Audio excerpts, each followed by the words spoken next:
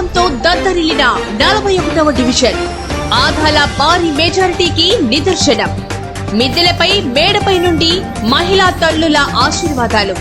అభివృద్ధి ప్రదాతకు అభివందనం అంటున్న ప్రజలు.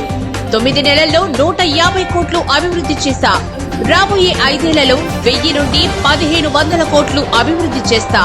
ఆదాల నెల్లూరు జిల్లాకి కృష్ణపట్నం పోర్టు తెచ్చా. ఇప్పుడు రూరల్ నియోజకవర్గానికి వచ్చా. అరాచకాలను అంతమొందిస్తా, ప్రశాంతతకు చోటిస్తా.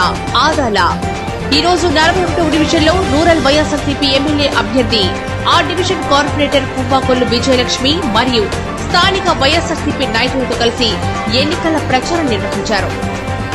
ఈ రోజు ఒక చిన్న మాటలో చెప్పాలంటే, ఫలాలనిచ్చే ప్రతిఫలాన్ని ఎట్లా ఆశించవో అదే విధంగా 41వ డివిజన్ కి 8 కోట్ల రూపాయలతో రోడ్లు తీసి రోడ్లను, కాలువలను, ఇవన్నీ పైప్ లైన్లను అన్ని ఇచ్చి ఈ రోజు 41వ డివిజన్ ఎంతగానో అభివృద్ధి చెందడానికి సహకరించిన ఆదాల ప్రభాకర్ రెడ్డి అన్నగారికి అత్యధిక మెజార్టీతో 41వ డివిజన్ తరఫున, నెల్లూరు రూరల్ నియోజకవర్గం తరఫున అత్యధిక మెజార్టీతో గెలిపించుకోవాలని మిమ్మల్ని అందరినీ మనస్ఫూర్తిగా కోరుకుంటున్నాము.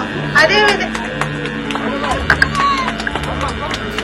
రేపు 13వ తేదీ జరగబోయే ఎన్నికల్లో భాగంగా మీ అందరి ఆశీస్సులు కొరకు మేము రావడం, మీరందరూ కూడా పెద్ద ఎత్తున తరలి వచ్చి మాకు స్వాగతం పలికి ఆశీర్వచనాలు పలికినందుకు మీ అందరికి కూడా పేరు పేరున కృతజ్ఞతలు తెలియజేసుకుంటూ, మీరందరూ గమనించినట్లయితే జగన్మోహన్ రెడ్డి గారు పేదల పక్షపాతి, మధ్యతరగతి వాళ్ల పక్షపాతి.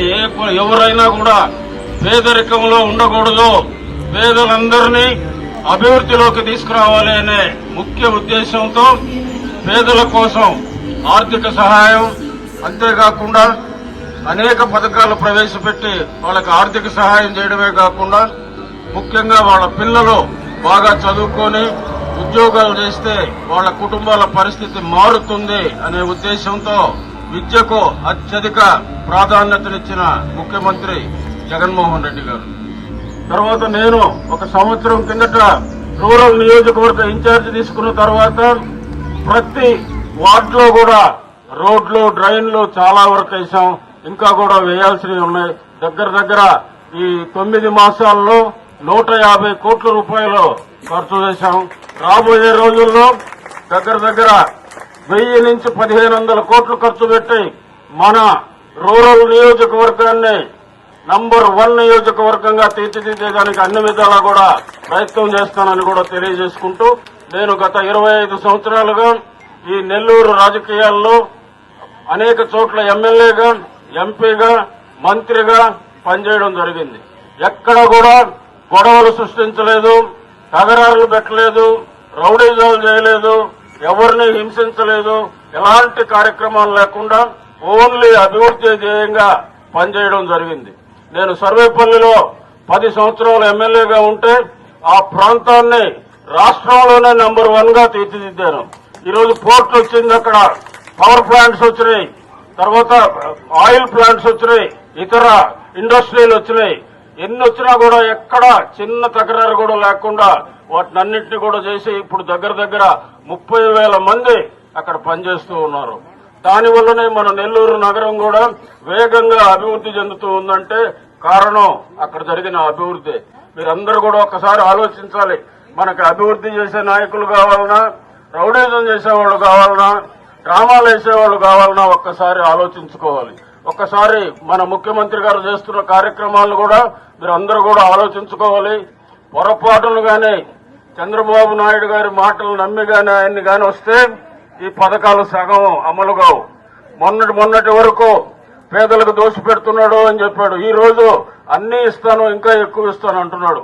ఆయన చెప్పేవన్నీ అబద్దాలు, అధికారుల కోసం అన్ని చెప్తున్నాడు. ఇంత గతంలో ముఖ్యమంత్రిగా ఉంటే ఏనాడు కూడా ఆయన చెప్పిన మాట ఒక్కటి కూడా చేయలేదు. అదే జగన్మోహన్ రెడ్డి గారు మాట తప్పకుండా ప్రతి ఒక్క పథకం ఆయన ఏదైతే చెప్పాడో అవన్నీ 98% అమలు చేశాడు.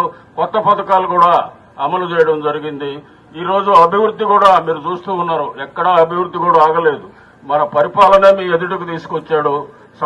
మనకి సచివాలయాలు నిర్మించడం, సచివాలయాల ద్వారా మీ అందరికి కూడా సేవలు అందుతూ ఉన్నాయి. వాలంటరీ వ్యవస్థ ద్వారా సేవలు అందుతూ ఉన్నాయి. ఆ వాలంటీర్ను తీసేసేదానికి ఎన్ని పాటలు పడ్డారో తెలుగుదేశం వాళ్ళు మీరందరూ కూడా గమనించాలి. మంచి పరిపాలన, మంచి అభివృద్ధి, మంచి అభ్యర్థులు మీరు ఆలోచించి నిర్ణయం తీసుకోవాలి. మమ్మల్ని అందరినీ కూడా ఆశీర్వదించాలని కూడా మిమ్మల్ని అందరినీ కూడా కోరుకుంటూ, అసెంబ్లీ అభ్యర్థిగా నాకు, పార్లమెంటు అభ్యర్థిగా విజయసాయిరెడ్డి గారికి, ముఖ్యమంత్రిగా జగన్మోహన్ రెడ్డి గారిని మీరందరూ కూడా ఆశీర్వదించాలని మిమ్మల్ని అందరినీ కూడా మనస్ఫూర్తిగా కోరుకుంటూ మీ అందరి వద్ద సెలవు తీసుకుంటూ ఫ్యాన్ గుర్తుపై మీ ఓటు వేయాలని మరొకసారి అర్థిస్తూ జై జగన్, జై జగన్, జై జగన్.